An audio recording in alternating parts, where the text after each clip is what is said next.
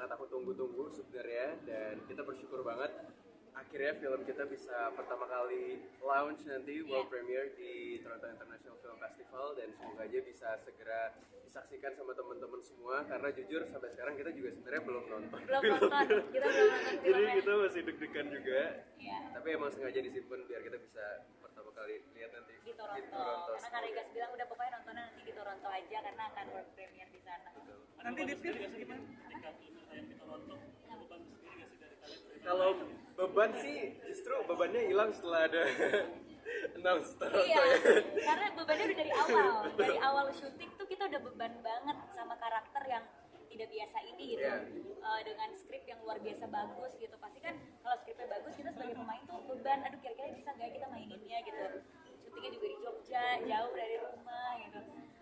Itu bebannya udah dari awal gitu. Sampai filmnya jadi itu masih yang kayak kira-kira hasilnya gimana ya. Tapi pas dapat kabar baik masuk Toronto International Film Festival ya, dan kita dari Asia tuh kita salah satunya. Jadi aku ngerasa ya berarti filmnya kualitasnya baik sampai bisa masuk Toronto, jadi bebannya mah hilang ya. Persiapannya mau ngapain aja nanti di TV? Siapa nih?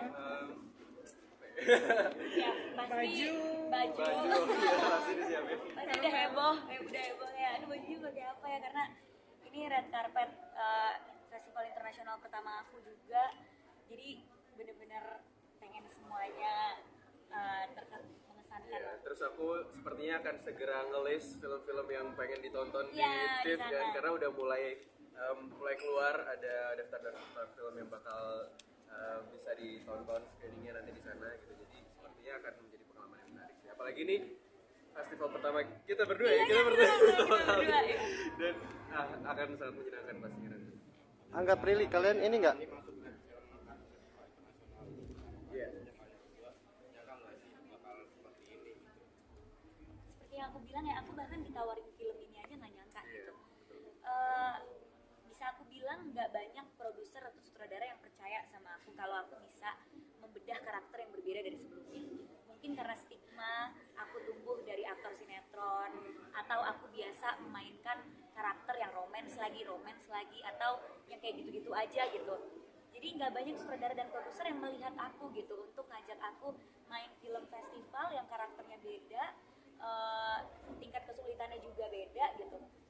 Makanya pas aku ditawarin sama Kak Regas dan sama produsernya, aku yakin mau nawarin aku, dan aku tersanjung banget aku mendapatkan kepercayaan mereka gitu. Malah Kak Regas bilang justru pas aku nulis skrip ini itu aku terinspirasi, pas aku nulis karakter kamu aku terinspirasi dari satu foto kamu yang aku nggak sengaja lihat. Jadi Kak Regas tuh nggak sengaja ngeliat foto aku waktu lagi press con, terus aku bilang mata kamu ini yang menginspirasi aku nulis karakternya. Jadi kan aku tersanjung banget ya digituin sama sutradara yang selama ini aku idam-idamkan, aku pengen kerja bareng. Jadi ya justru nggak nyangka banget, terus tiba-tiba bisa masuk festival internasional, lebih nggak nyangka lagi. Dan bersyukur banget sih, masih kayak mimpi sebenarnya hari ini. Terus lokasi, maksudnya waktu syutingnya juga apakah sama atau kan maksudnya beda juga gitu, kayak dari gaya pendekatan syutingnya dengan sutradara yang lain atau Ya, kalau gaya penyutradaraan Kak Regas emang menurut aku salah satu yang genius banget, dan mungkin bisa dibilang ya salah satu yang paling genius orangnya. Dan menurut aku apa ya, pengalaman yang bisa aku dapetin selama proses pendekatan karakter sama development bahkan syuting dan syuting itu benar-benar banyak banget, karena kita melewati proses yang sangat panjang gitu, mulai dari Agustus mulai proses readingnya selama 3 bulan dan syuting di November. Terus apa ya, aku sangat adore dengan kedetailan yang apa ya, yang dipikirkan gitu sama Kak Regas. Bahkan menurut aku kayak kebanyakan dari kita bahkan nggak sampai ke situ pikirannya gitu, dan itu bisa dijabarkan dengan baik, dan dia tahu visi misi dia seperti apa, dia tahu yang dia inginkan seperti apa terhadap filmnya, dan itu yang menurut aku apa ya, menjadi penyemangat juga sih buat aku pribadi gitu. Jadi semakin bisa pede gitu sama selama pencarian karakternya gitu. Karena menurut aku ditindik sama rambutnya dicat pada biasanya bijinya susah ya betul, kalau tindikannya udah dari awal reading udah mulai kayak pakai, Terus kalau untuk emang saat itu proses warna rambutnya sebenarnya Hamin 2 kayaknya sebelum syuting gitu, biar bisa surprise kepada semua orang. Ini kan prosesnya begitu lama gitu dan dilakukan di Jogja juga. Struggle-nya seperti apa? Kalau struggle syuting di Jogja, sebenarnya kalau untuk aku pribadi ini adalah film pertama aku yang syuting full di luar kota. Selama perjalanan karir aku selalu syuting di daerah Jabodetabek aja gitu. Bahkan kalau film sebelumnya aku pernah syuting di luar kota cuma tapi seminggu aja gitu. Jadi ini benar-benar film pertama aku yang aku ngerasain oke, punya environment yang beda, terus bisa ngelihat apa ya kayak kota yang beda, dan itu menurut aku jadi makin masuk sih ke karakternya gitu. Bahkan aku dari awal yang masih bahasa Jawanya kalau lagi syuting aja, aku sampai kayak mulai seminggu 2 minggu keterusan bahasa Jawa. Dan itu ya aku kayak wah ternyata sangat menarik sih syuting di luar kota. Aku sangat suka. Prilly yang menganggarkan sebagai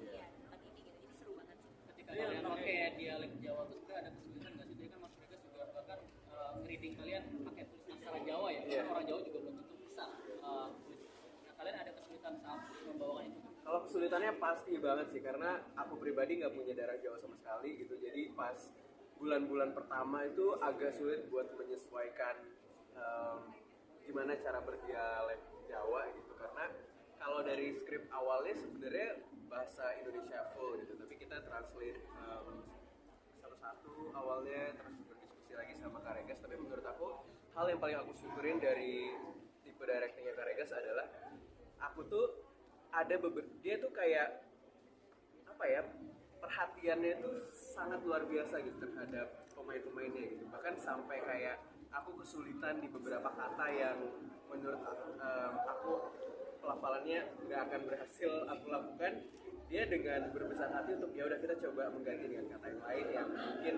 lidah aku bisa lebih menerima gitu kata-kata Jawa yang terucap gitu. Dan itu menurut aku jadi suatu hal yang baik banget sih. Diskusi terbuka yang dilakukan sama sutradara itu menurut aku jarang banget terjadi sih sebenarnya, dan itu aku sangat Prilly, usulan pakai piercing itu usulan dari Prilly kah atau seperti apa, dan selama pernah syuting pakai piercing itu rasanya gimana? Usulan dari Karegas pasti ya.